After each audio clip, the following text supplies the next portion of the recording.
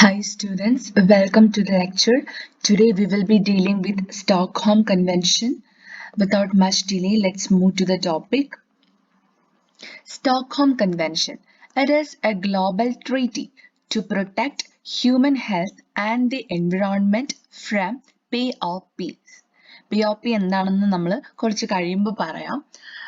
Stockholm convention എന്ന് പറഞ്ഞിരിക്കുന്നത് it's a global treaty. നമ്മുടെ ഹ്യൂമൻ ഹെൽത്തും അതുപോലെ തന്നെ നമ്മുടെ എൻവിറോൺമെന്റും പ്രൊട്ടക്ട് ചെയ്യുന്നതിന് വേണ്ടിയിട്ട് ഉള്ള ഒരു ഗ്ലോബൽ ട്രീറ്റിയാണ് Stockholm convention. It was open for signature in 2001 in Stockholm. Stockholm is in Sweden and become effective in 2004. ഇത് ഒപ്പുശേഖരണം തുടങ്ങിയത് 2001-ലാണ്.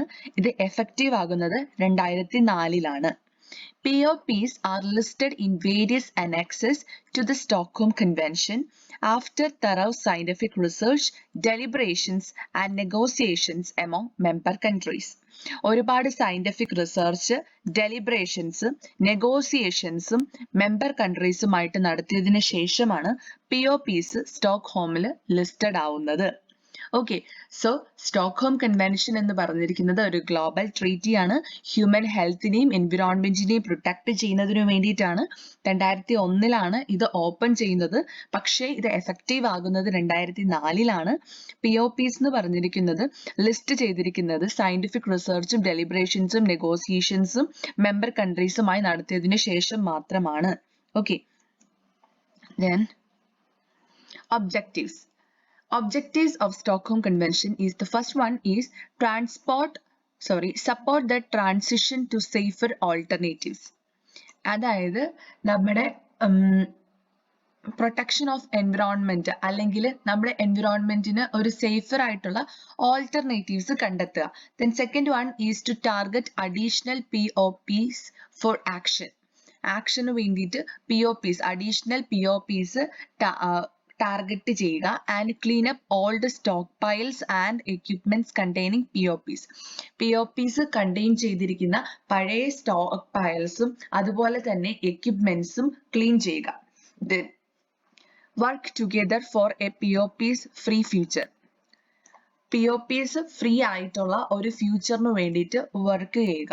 ഇതാണ് major objectives. First one safer ഓൾട്ടർനേറ്റീവ്സിലോട്ടേക്ക് മാറുക, അതുപോലെ തന്നെ അഡീഷണൽ POPs കണ്ടുപിടിക്കുക, ഓൾഡ് സ്റ്റോക്ക് പൈൽസിലും എക്യുപ്മെന്റ്സിലും ഉള്ള POPsനെ ക്ലീൻ ചെയ്യുക, അതുപോലെ തന്നെ POPs ഇല്ലാതെ ഒരു ഫ്യൂച്ചറിന് വേണ്ടിയിട്ട് വർക്ക് ചെയ്യുക എന്നുള്ളതാണ് സ്റ്റോക്ക്ഹോം കൺവെൻഷനിലെ പ്രധാനമായിട്ടുള്ള ഒബ്ജക്റ്റീവ്സ്.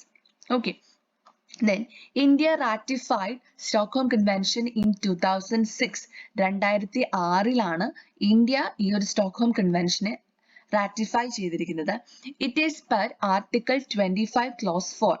ആർട്ടിക്കിൾ 25 ക്ലോസ് 4 അനുസരിച്ചാണ് ഇന്ത്യ സ്റ്റോക്ക്ഹോം കൺവെൻഷനെ 2006 റാറ്റിഫൈ ചെയ്തിരിക്കുന്നത്. Which enabled it to keep itself in a default opt out position such that amendments in various annexes of the convention cannot be enforced on it unless an instrument of ratification, acceptance, approval or accession is explicitly deposited with UN depository. അതായത് India എന്ന് പറഞ്ഞിരിക്കുന്നത് ഏത് ആർട്ടിക്കിളിൽ base ചെയ്തിട്ടാണ് Stockholm convention ratify ചെയ്തിരിക്കുന്നത്? 25 clause 4 article base ചെയ്തിട്ടാണ്. അതെന്ന് പറഞ്ഞിരിക്കുന്നത് ഒരു ഓപ്റ്റ് ഔട്ട് പൊസിഷൻ ആണ് ഇന്ത്യക്ക് കൊടുക്കുന്നത്. അതായത് amendments in various annexes of this convention cannot be enforced unless ആ ഒരു പെർട്ടിക്കുലർ കൺട്രി റാറ്റിഫൈ ചെയ്യുകയോ അക്സെപ്റ്റ് ചെയ്യുകയോ അപ്രൂവ് ചെയ്യുകയോ അക്സെഷൻ നടത്തുകയോ വിത്ത് UN depository ആയിട്ട് റാറ്റിഫൈ ചെയ്യുകയോ അക്സെപ്റ്റ് ചെയ്യുകയോ അപ്രൂവ് ചെയ്യുകയോ ചെയ്യാതെ ആ ഒരു കൺവെൻഷന്റെ അകത്തുള്ള അനാക്സസ് അല്ലെങ്കിൽ അമെൻമെന്റ്സ് ഈ ഒരു പെർട്ടിക്കുലർ കൺട്രിയുടെ മേല് നമുക്ക് അടിച്ചേൽപ്പിക്കുവാൻ സാധിക്കുകയില്ല. Okay, then the convention calls to ban of the dirty dozen chemicals. That is the key POPs. POP എന്ന് പറഞ്ഞിരിക്കുന്നത് മെയിൻലി പൊല്യൂട്ടൻസ് ആണ്. സോ ഈ ഒരു കൺവെൻഷൻ എന്തിനെയാണ് ബാൻ ചെയ്തിരിക്കുന്നത്? 9 of the dirty dozen chemicals. 12 dirty കെമിക്കൽസിൽ 9 എണ്ണത്തിനെയും ഈ കൺവെൻഷൻ ബാൻ ചെയ്യുകയാണ്. That is limit the use of DDT to malaria control and curtail inadvertent production of dioxins and furans. ഡയോക്സിൻസിന്റെയും ഫുറാൻസിന്റെയും production കുറയ്ക്കുക. അതുപോലെ തന്നെ DDTയുടെ എമൗണ്ട് അല്ലെങ്കിൽ DDTന്റെ യൂസ് ലിമിറ്റ് ചെയ്യുക in order to control malaria. The convention listed 12 distinct chemicals in 3 categories. ഈ സ്റ്റോക്ക്ഹോം കൺവെൻഷൻ ഈ കെമിക്കൽസിനെ 12 കെമിക്കൽസിനെയും 3 ഡിസ്റ്റിങ്ക്റ്റ് കാറ്റഗറീസിലാണ് ക്ലാസിഫൈ ചെയ്തിരിക്കുന്നത്. സോ ഒന്നും കൂടി പറയാം. ഇതിന്റെ മേജർ ഒബ്ജക്റ്റീവ്സ് എന്ന് പറഞ്ഞിരിക്കുന്നത് സേഫർ ആയിട്ടുള്ള ഒരു ഓൾട്ടർനേറ്റീവ്സിലോട്ടേക്ക് പോവുക, അഡീഷണൽ ആയിട്ടുള്ള POPസിനെ ടാർഗറ്റ് ചെയ്യുക, എക്സിസ്റ്റിംഗ് സ്റ്റോക്ക് പൈൽസിനെയും അല്ലെങ്കിൽ എക്യുപ്മെന്റ്സിനെയും ക്ലീൻ ചെയ്യുക, അതുപോലെ തന്നെ POP ഫ്രീ ആയിട്ടുള്ള ഫ്യൂച്ചറിന് വേണ്ടിയിട്ട് വർക്ക് ചെയ്യുക. അത് മാത്രമല്ല ഇന്ത്യ ഈ ഒരു സ്റ്റോക്ക്ഹോം കൺവെൻഷനെ റാറ്റിഫൈ ചെയ്തിരിക്കുന്നത് ആർട്ടിക്കിൾ 25 ക്ലോസ് 4 അനുസരിച്ച് 2006-ലാണ്. ഇത് ഇന്ത്യക്ക് ഒരു ഓപ്റ്റ് ഔട്ട് പൊസിഷൻ ആണ് കൊടുക്കുന്നത്. അതായത് ഈ ഒരു കൺവെൻഷനിൽ ഉണ്ടാകുന്ന അമെൻമെന്റ്സും അതുപോലെ തന്നെ അനക്സസും ഇന്ത്യയിൽ എൻഫോഴ്സ് ചെയ്യണമെങ്കിൽ ഇന്ത്യ UN ഡെപ്പോസിറ്ററിയുമായിട്ട് റാറ്റിഫൈ ചെയ്ത് അക്സെപ്റ്റ് ചെയ്ത് അപ്രൂവ് ചെയ്തിട്ടുണ്ടെങ്കിൽ മാത്രമാണ് എന്നാണ് പറയുന്നത്. ആൻഡ് അത് മാത്രമല്ല 12 ഡസൻ കെമിക്കൽസ്, ഡേർട്ടി കെമിക്കൽസിൽ 9 ബാൻ ചെയ്യുന്നതിന് വേണ്ടിയിട്ടാണ് ഈ കൺവെൻഷൻ സെറ്റ് ചെയ്തിരിക്കുന്നത്. ഓക്കെ, ഇനി ഇതിനകത്ത് ഈ 12 ഡിസ്റ്റിങ്ക്റ്റ് കെമിക്കൽസിനെ 3 കാറ്റഗറീസ് ആയിട്ടാണ് തിരിച്ചിരിക്കുന്നത്. Then first one 8 pesticides. അത് ആൽഡ്രീൻ, ക്ലോറോഡൈൻ, DDT, ഡയൽഡ്രീൻ, എൻഡ്രീൻ, ഹെപ്റ്റാക്ലോർ, മൈറെക്സ് ആൻഡ് ടോക്സാഫീൻ. ഇത്രയും 8 പെസ്റ്റിസൈഡ്സ് ആയിട്ട് 2 industrial chemicals, പോളിക്ലോറിനേറ്റഡ് ബൈഫിനൈൽസ് and ഹെക്സാക്ലോറോബെൻസീൻ.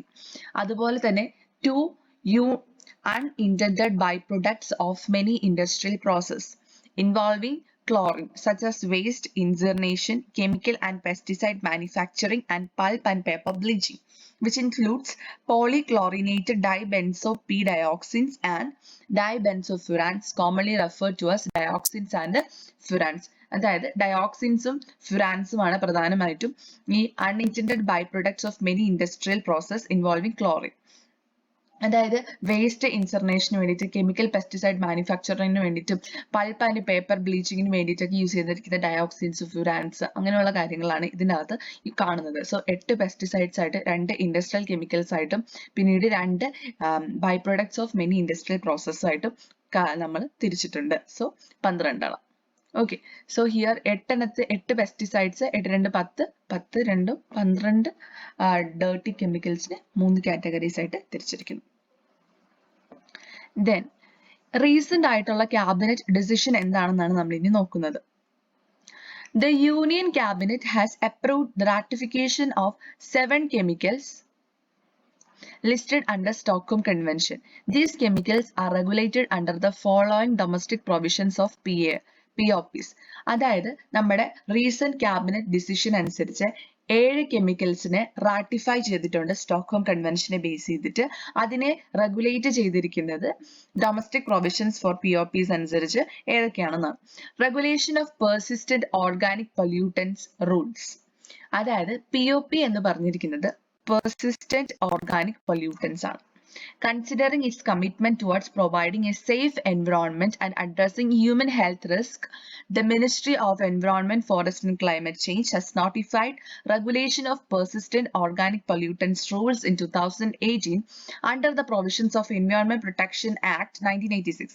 The regulation inter alia prohibits the manufacture, trade, use and import and export of 7 chemicals. കണ്ടോ, ഇത് ഈ regulation of persistent organic pollutants rules അനുസരിച്ച് നമ്മുടെ ministry of environment, forest and climate change notify ചെയ്തിരിക്കുന്നത് environment protection ആക്ടിലും അതേപോലെ തന്നെ 2018 environment protection ആക്ടിന്റെ കീഴിലാണ് ഈ regulation of persistent organic pollutants rules വരുന്നത്. അപ്പം അതിനെ ബേസ് ചെയ്തിട്ട് 7 കെമിക്കൽസിനെ നമ്മൾ അതിന്റെ manufacture, trade, use, import and export ban ചെയ്തു. Okay, that include chlordecone, hexabromobiphenyl, hexabromodiphenyl ether and heptabromodiphenyl ether. It is commercially called octa-BDE. Okay. So recent cabinet decision അനുസരിച്ച്, I'm so sorry for that. Recent cabinet decision അനുസരിച്ച് നമ്മൾ 7 കെമിക്കൽസിനെ പ്രധാനമായിട്ടും ban ചെയ്തിട്ടുണ്ട്. അതിന്റെ manufacture, trade, use, import, export എല്ലാം നമ്മൾ ban ചെയ്തിരിക്കുകയാണ്. അത് ministry of environment and forest climate ചേഞ്ചിന്റെ കീഴിൽ നോട്ടിഫൈ ചെയ്തിരിക്കുന്ന regulation of persistent organic pollutants rules ഉണ്ട്. അത് ഇൻക്ലൂഡ് ചെയ്തിരിക്കുന്നത് 2018 എൻവിറോൺമെന്റ് പ്രൊട്ടക്ഷൻ ആക്ട് ഓഫ് 1986 അനുസരിച്ച്, അതിന്റെ ബേസിസിൽ 2018 ഇൻക്ലൂഡ് ചെയ്തിരിക്കുന്നത്. ആ ഒരു റെഗുലേഷൻ അനുസരിച്ച് 7 കെമിക്കൽസിന്റെ മാനുഫാക്ചറും, ട്രേഡും, യൂസും, ഇമ്പോർട്ടും, എക്സ്പോർട്ടും പ്രോഹിബിറ്റ് ചെയ്തിരിക്കുന്നത്. അതാണ് ക്ലോറോഡിക്കോൺ, ഹെക്സാബ്രോമോബൈഫിനൈൽ, ഹെക്സാബ്രോമോഡൈഫിനൈൽ ether and heptabromoDiphenyl ether, commercially called octa-BDE. Then ബാക്കിയുള്ള 4 tetrabromobiphenol ether and pentabromodiphenyl ether, which is commercially called penta-BDE. Then pentachlorobenzene, cyclododecane and hexachlorobutadiene. Okay, ഇനി ഈ ഒരു ഡിസിഷന്റെ ഇപ്പൊ നമ്മൾ 7 പറഞ്ഞു. ഈ 7 അല്ലെങ്കിൽ ഈ ഒരു ഡിസിഷൻ എടുക്കുന്നതിന്റെ കാരണം എന്താണെന്നാണ് നമ്മൾ നോക്കുന്നത്. The cabinet's approval for ratification of this persistent organic pollutants demonstrates India's commitment to meet its international obligations with regard to the protection of environment and human health. അതായത് നമ്മുടെ എൻവിറോൺമെന്റിനെയും നമ്മുടെ ഹെൽത്തും കൂടി മീറ്റ് ചെയ്യുന്നതിന് വേണ്ടിയിട്ട് ഇന്ത്യക്ക് ഇന്റർനാഷണൽ ഒബ്ലിഗേഷൻസ് ഉണ്ട്, അല്ലെങ്കിൽ ഇന്ത്യയുടെ കമ്മിറ്റ്മെന്റ് ഉണ്ട് നമ്മുടെ പ്രൊട്ടക്ഷൻ അല്ലെങ്കിൽ നമ്മുടെ എൻവിറോൺമെന്റിന്റെ പ്രൊട്ടക്ഷൻ.